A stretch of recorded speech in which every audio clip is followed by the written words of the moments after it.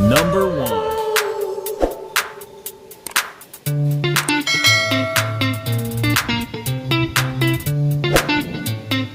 Magandang hapon guys!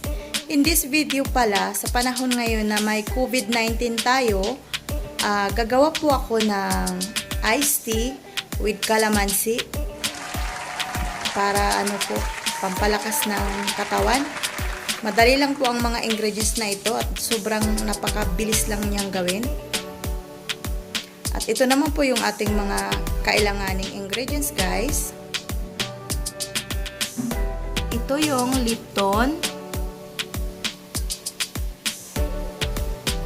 Bali, gagawa ako ng 6 na bag. Calamansi, sugar, brown, calamansi juice, ito na yung napigana. At gagamit din tayo dito ng tubig. At ang susunod po natin gagawin ay pakukuluan natin yung Lipton. Lalagyan natin ng tubig yung kaldero. Bali, kasi 6 na bag yan. So, gagawin ko ng 5 na cups.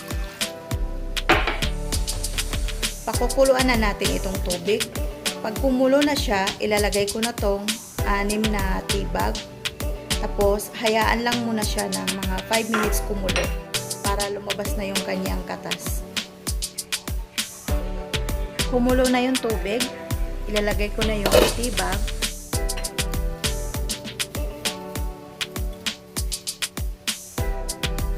Ito na yung Lipton.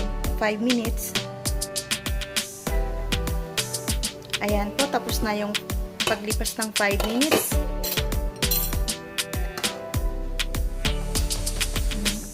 Okay na siya.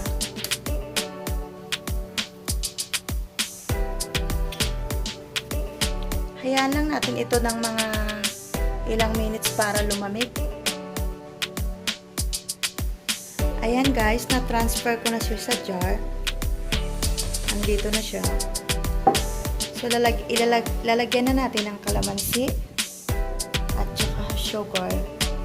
Tansyahin lang na sakto lang yung tamis. At kailangan din natin dito ng ice. Ayan, lalagyan na natin to ng calamansi. Calamansi juice na napiga.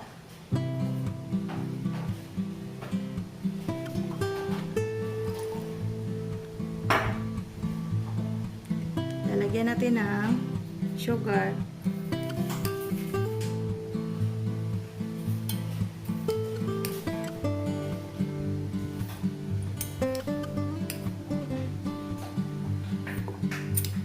Ngayon, haluin natin hanggang sa magsakto na yung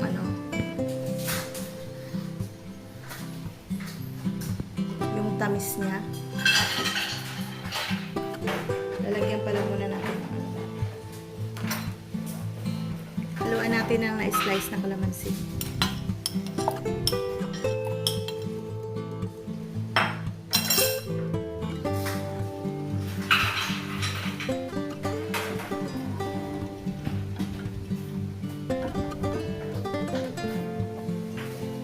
So, ayan na guys, gawa na yung ating iced tea. Sobrang sarap niya. Napakadali lang, di ba? Sa panahon ngayon, kailangan na natin gumawa ng mga sarili natin eh.